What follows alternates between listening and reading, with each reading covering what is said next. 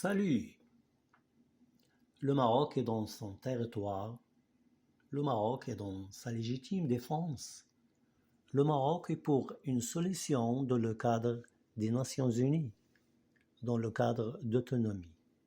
Suivez-nous. Avec moi pour cette interview, Florence Maurice de RFI. Bonjour, Monsieur le ministre, bonjour. Bonsoir, madame.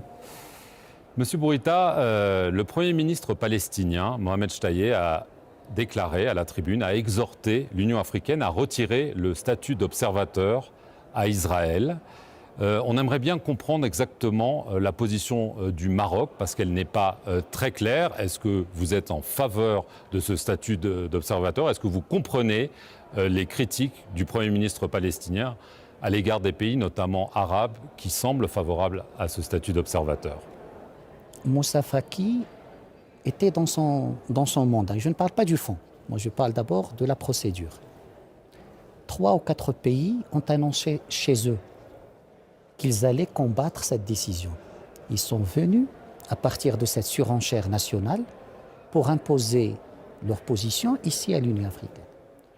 Je pense là aussi qu'il faut comprendre que l'Union africaine a changé, qu'il n'est plus la chasse gardée d'un pays ou deux qui peuvent dire non, on va bloquer et que l'organisation va les suivre. L'Afrique a changé, l'Union africaine a changé et les débats l'ont montré.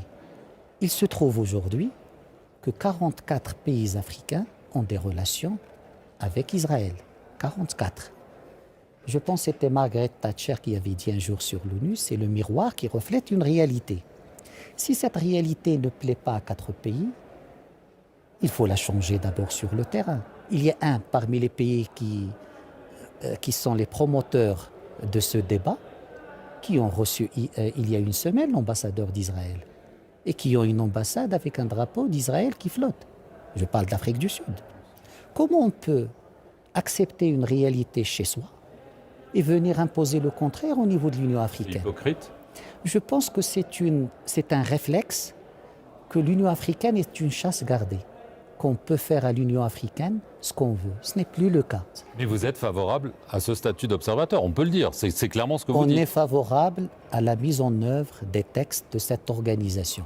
Certains considèrent que si le Maroc tient ce discours, c'est parce que votre pays, au fond, privilégie ses accords commerciaux et de défense avec Israël aujourd'hui sur la cause palestinienne. C'est faux. Le Maroc est engagé aux côtés du peuple palestinien.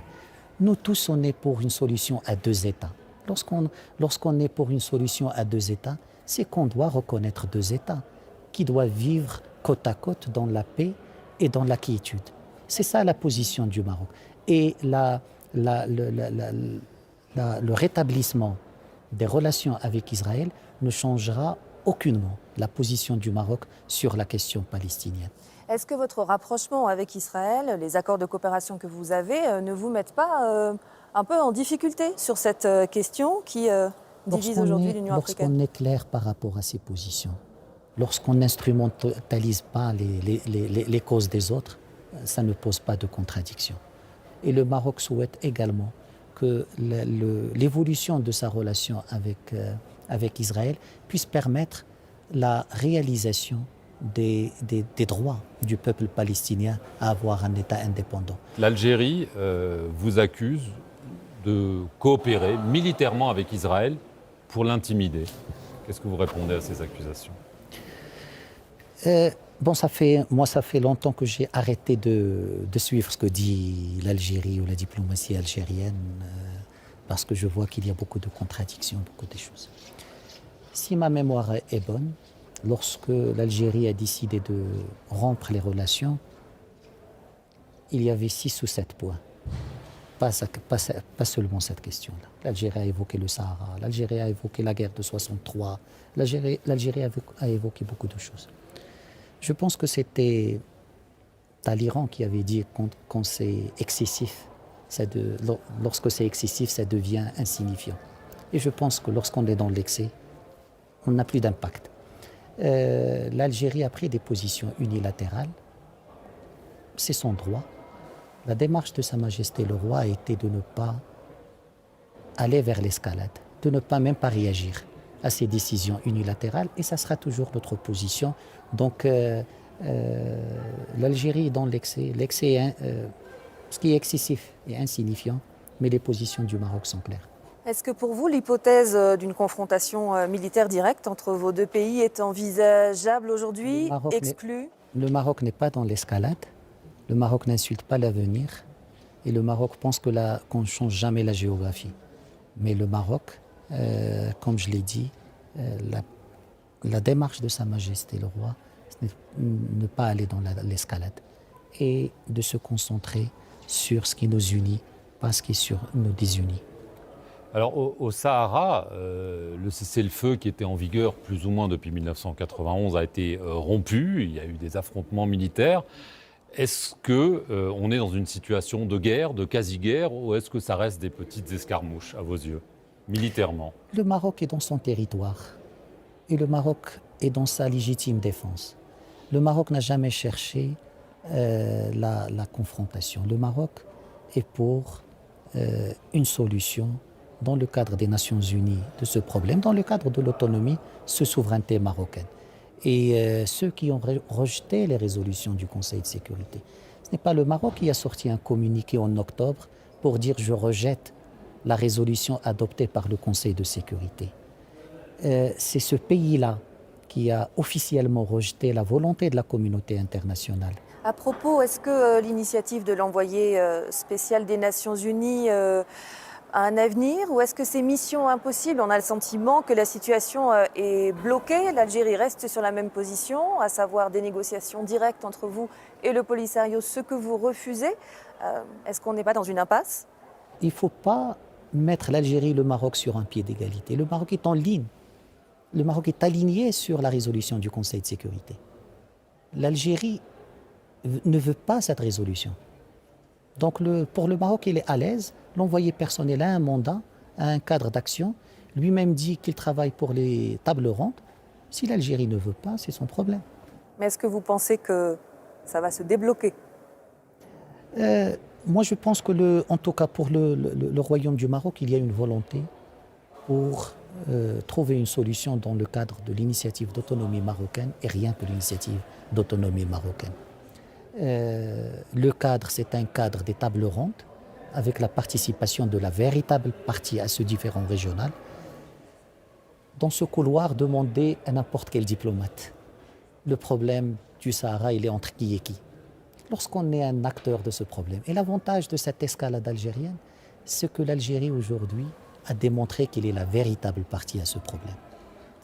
Dans la salle, il n'y a que l'Algérie qui prend la parole sur ce dossier-là. Je vais en venir au dossier libyen, rapidement. La communauté internationale a pesé de tout son poids pour que des élections se tiennent absolument le 24 décembre.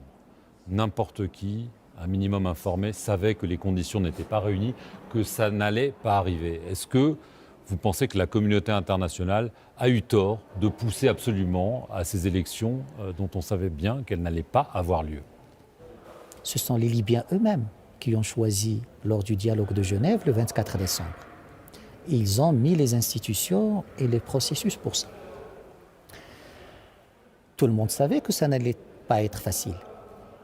Mais aujourd'hui, au moins, on a 2 ou 3 avantages par rapport à la situation antérieure. Il y a 1 an et demi, Tripoli était bombardée. Et on pensait que la solution ne pouvait être que militaire en Libye. Aujourd'hui, on voit que les gens sont en train de débattre de la base constitutionnelle, de la loi électorale, de la campagne, comment le cadre de la campagne électorale. Donc déjà, tout le monde, à travers ce processus des élections, s'est inscrit dans la démarche politique et tout le monde s'est départi de la démarche militaire.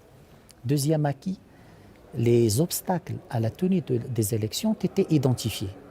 Et aujourd'hui, il faut travailler pour dépasser ces obstacles. Et c'est ça le travail que le Maroc essaie de faire avec les différents protagonistes libyens. 3, les institutions ont montré leur utilité. Le Parlement, le Conseil d'État, le Conseil présidentiel et le gouvernement. Le Maroc est contre le fait de créer un vide en Libye en dénigrant les institutions, qu'on les aime ou qu'on ne les aime pas. Mais au moins aujourd'hui, ces institutions permettent à l'État libyen de continuer à fonctionner, à travailler pour la préparation des élections en travaillant sur ces nœuds qui ont été identifiés à travers le processus qui n'a pas été conclu le 24 décembre.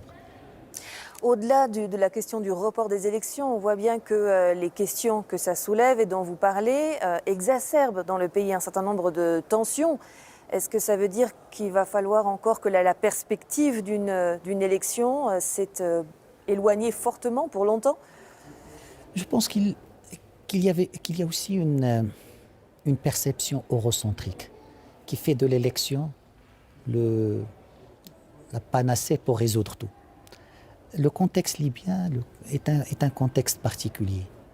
L'objectif, c'est de régler la question de la légitimité, mais sans perdre la stabilité de la Libye. C'est pour cela qu'il faut cet équilibre, comment avancer vers les élections, mais sans créer le chaos. Et la démarche du Maroc a été toujours une démarche réaliste et pragmatique qui responsabilise d'abord les acteurs libyens.